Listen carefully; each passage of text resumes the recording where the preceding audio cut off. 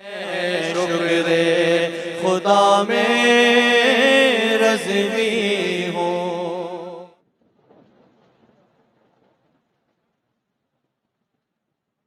Almighty Allah, the creator of the entire creation, the Khaliq and the Malik, the one who sustains the entire creation, be it a worm on the height of a mountain inside a rock, or a creature in the depths of the sea which our eyes cannot see. He is the one who gives sustenance. He is the one who gives life. And He is the one who causes death. Allah Almighty, by His divine grace, gave everything to insan that you have. But the greatest and the most valuable ni'mat which Allah has given insan is Imaan. See this eye, it's a ni'mat. Every lash of those eyelashes is a ni'mat. It is a bounty of Allah. Every pore that you have on your skin in your body, you don't know how many are there. Every one is a ni'mat. All these are bounties from Allah. You will never be able to count the bounties of Allah. The ni'mats that Allah has given you, you cannot count. Everything is from Allah. But from all the things that Allah has given us, the most valuable is our Iman. And I have said this to you before many, many times, that your most and my most valuable property and belonging, amana rather, is our Iman. If one does not protect his or her Iman, what happens? Without comparison, if you don't protect something valuable to you, what will happen? You will lose it. Ya usko kharab kar denge. You will either lose it or you will ruin it. One of the two hoga na.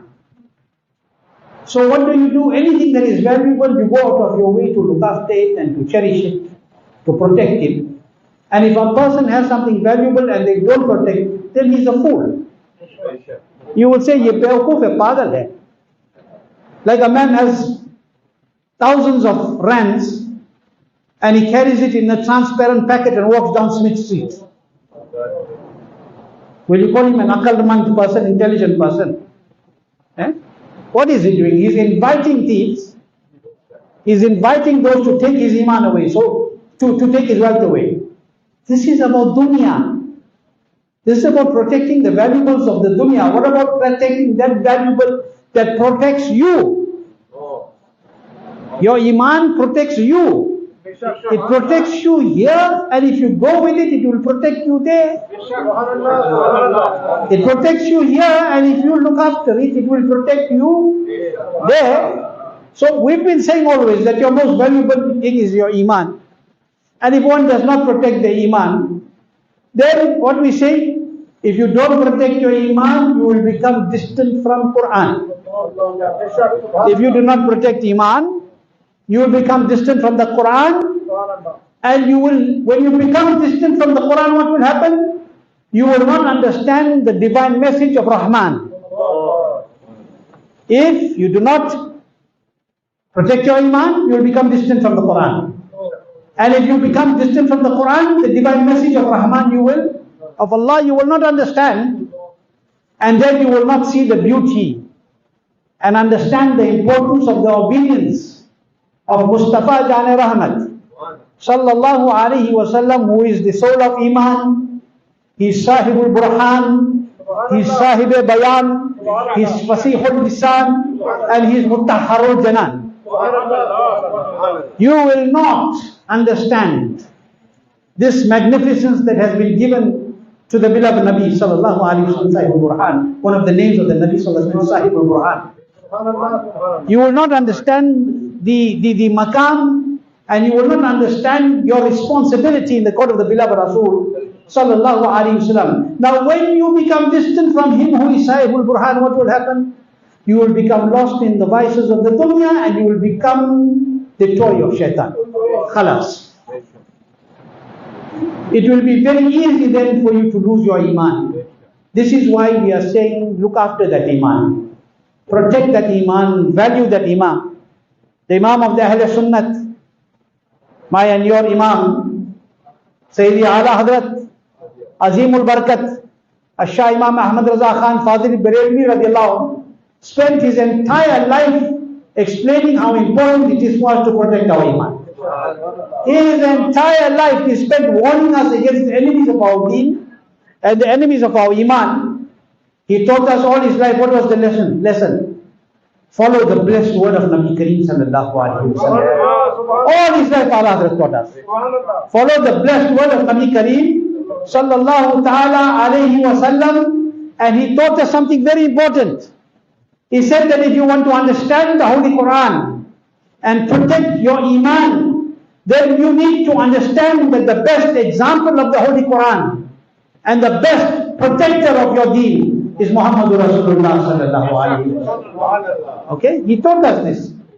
And he taught us so importantly that this is that Nabi sallallahu alaihi wasallam, he is such a beautiful example and is the most beautiful example that if you want Iman, then Iman is what the Nabi said to you.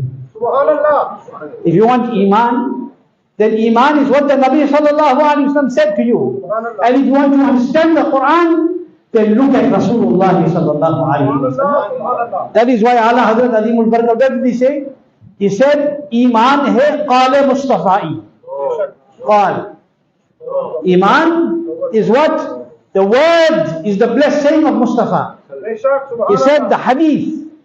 Iman, he said Iman hai qale Mustafai.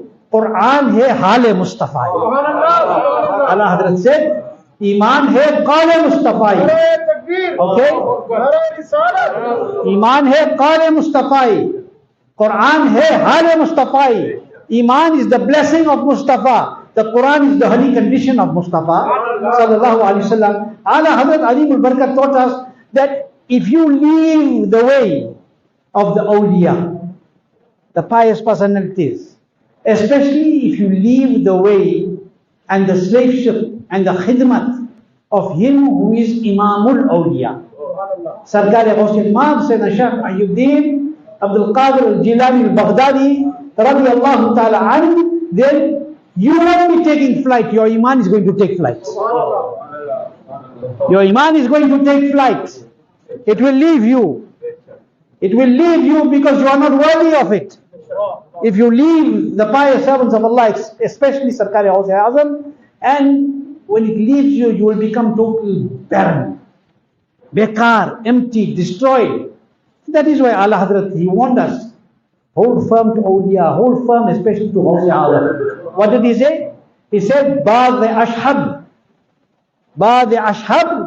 ki ghulami se ye aankhein phirni, Baad-e-ashhab ki ghulami se ye aankhein phirni, dekh ud jayega Iman ka tota tera.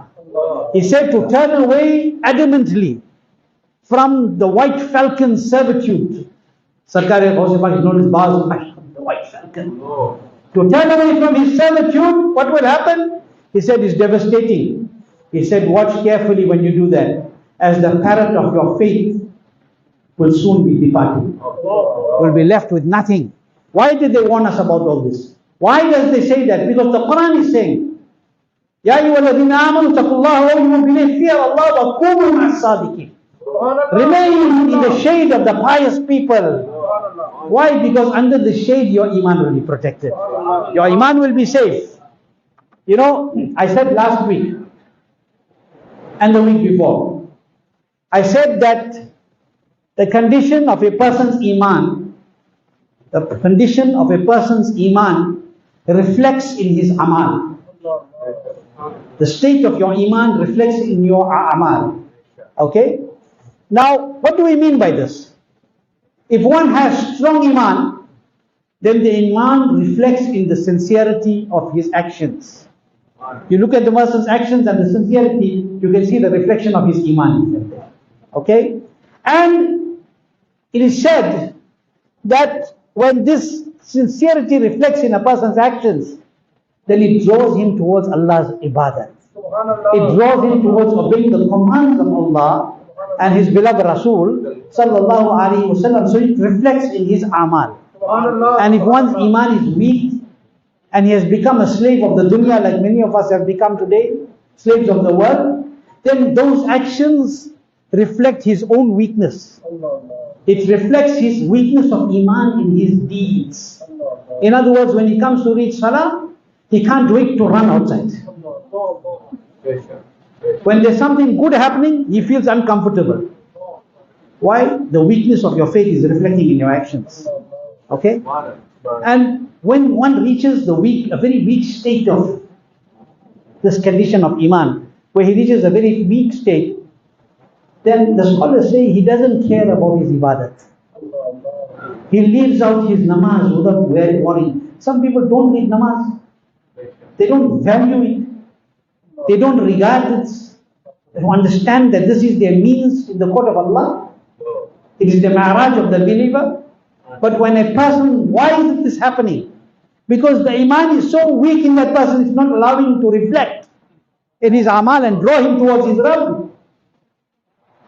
A person will just leave his salah, don't care about anything, doesn't care what he says, doesn't care whether he's telling the truth, doesn't care whether he's telling lies, to the extent that you will find, and very commonly today, where a person takes qasam without even caring. You don't hear today? Every little thing, qasam, I never do this. You're trying to sell something, qasam ka. Do you understand the value of an oath in the court of Allah? You are taking an oath, a qasam with Allah's name. Your tongue should tremble before it even happens. Your tongue should tremble, but because the person's faith has become so weak, he doesn't care. It's become a formality to say these words. How commonly you find today that person just takes qasam, and while I'm on the topic of qasam, let me tell you something. We have seen that this has become so common that every little thing a person is saying, Wallahi, Wallahi, do you know by saying this what you are doing? You are taking the oath of Allah. Are you deserving at that time to take the oath of Allah? And at times to lie, at times to cheat people, at times to do so many other wrong things. A person is taking a qasam to try and make his words sound heavy and his words sound strong. This is destruction. This is the cause of ruin. And the pious personalities have said that this starts happening because a man's Iman is being eroded. He is not regarding the value of that Iman which he has. And the Hadith Sharif has stated that a person who takes the essence of the Hadith, that a person who continuously takes qasam is the sign of a liar and a hypocrite. Every little thing taking qasam. Let me tell you, I only started at 1:30 today. So I'm going to take 2 minutes more. Let me tell you, while I'm on this topic of qasam and why this reflects, why we do this. For those who do this, Allah protect me and protect you all from this taking of qasam, since I'm on the topic. Let me tell you what Sultanul Hind, Sarkar Khaja Khajagan, Hazrat Khaja Mu'inuddin Chishti Ajmeri Sanjazi radiallahu anhu, what he says about this state of a person. What does he say?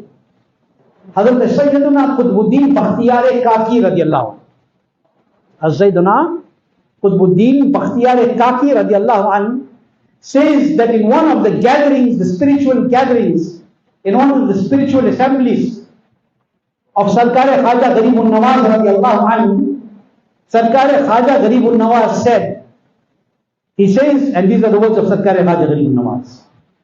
He says there was once a very great and a pious personality by the name of Maulana Imaduddin Bukhari alayhi rahmah. Hazrat Khaja Garib Nawaz is saying this. that there was once a very pious personality by the name Maulana Imaduddin Bukhari Ali Rahmah, who spent his time in the remembrance of Allah. He says he was a very powerful dhakir. His days and nights were in the dhikr of Allah. Who? Maulana Imaduddin. Who is saying this? Rahmatullahi ta'ala, Sarkar Khwaja Gharib al-Nawaz, radiyallahu ta'ala an. And he used to live in the Jami Masjid of Baghdad Sharif. This person used to live in the Jami Masjid of Baghdad Sharif. And Sarkar Khwaja Gharib al-Nawaz radiyallahu anh said that I heard from him once a narration. I heard a narration from Hazrat Maulana Imaduddin radiyallahu ta'ala an once. Khwaja Gharib al-Nawaz says, I heard from him once that he said, Almighty Allah was once speaking to Nabi Musa alayhi salatu wasalam. I want you to listen to this. Almighty Allah was conversing, because Musa alayhi salam is Kalimullah, he used to converse with Almighty Allah. So he says that once Almighty Allah was conversing and speaking to Hazrat Musa alayhi salatu wasalam about dozakh, about Jahannam, about hell. And while speaking to Hazrat Musa alayhi salam, Allah said to him, O Musa, I have created in hell an abyss, a deep abyss, which is called Hawiyah. Which is called Hawiyah. It is one of the levels of hell. Right? I have created Hawiyah. Okay? He has created this, Allah is saying. And Almighty Allah is saying to Musa alayhi salam, I have created this abyss in hell, which is called Hawiyah, which is the seventh, in other words, the lowest level of hell. And which is the most terrifying. Sarkar Khwaja Ibrahim Nawaz is mentioning what he heard from Hazrat Maulana Imaduddin rahmatullahi alayhi. He says that Allah says that it is the deepest level of hell, and he said to Musa alayhi salatu wasalam, its fire is totally black and extremely scorching. It is filled with snakes and scorpions. It is fueled daily with brimstone, sulfur. Every day sulfur is thrown into it, drops of sulfur. And this fire of hell becomes hotter and hotter and hotter. And then he says that Allah said to Musa alayhi salam, if a single drop of that sulfur were to enter this world, then all the water in the world would dry up. Then all the water in the world would dry up, and all the mountains on earth would dissolve. All the mountains on earth would dissolve. In other words, they would disintegrate. And the earth would explode. One drop of that sulfur from Hawiyah, if it had to come into the dunya, all this would happen and the earth will explode due to the intensity of the heat. And Allah said, O Musa, this azab, this punishment has been kept prepared for two types of people. This level of punishment. Do kisam ke log ke liye. Two types of people. Number one, that person who leaves his namaz. Allahu Akbar. That person who does not read his namaz. And that person who continuously takes false qasam. That person who takes false qasam, how? On my name. On Allah's name. Who is telling us this? Sarkar Khwaja Khwajagan, Khwaja Muinuddin Chishti Ahmedi, radiyallahu anhu. Allahu Akbar. Look at the destructiveness in leaving your salah and taking this false qasam. Because I just said qasam, so I'm telling you how dangerous this is. And how people do it so lightly, that a person is too busy following his desire, too busy following his nafs. Scholars have said that death with Imaan is better than following your impure nafs. Better you die and go from the world with Imaan, otherwise that nafs is going to destroy you. That is why Allah Hazrat Azimul Barakat radhiyallahu anhu said, he said, Imaan pe maut behtar aur nafs teri napak zindagi se. O evil inner self, indeed to die with Imaan faithfully is far better than living with you in a life sinful. So think about it, how dangerous this qasam is. And let me end with this. Hazrat Qutbuddin Bakhtiyar Kaki, since we discussed, we took his name earlier. Hazrat Qutbuddin Bakhtiyar Kaki radiallahu anhu. And this narration will touch the heart. Hazrat Qutbuddin Bakhtiyar Kaki says that after Sarkar Khaja Garib Nawaz spoke about the earlier narration in that spiritual assembly, after he spoke about Hawiya, and he spoke about the condition of a person who doesn't read namaz, and the condition of a person who continuously takes qasam for everything.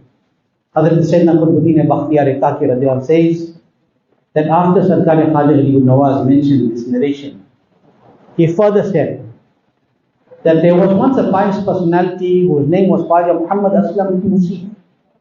Hazrat Khaja Muhammad Aslam Tusi radiallahu ta'ala anhu. And Khaja Garib Nawaz says that one day he took a true and a proper qasam.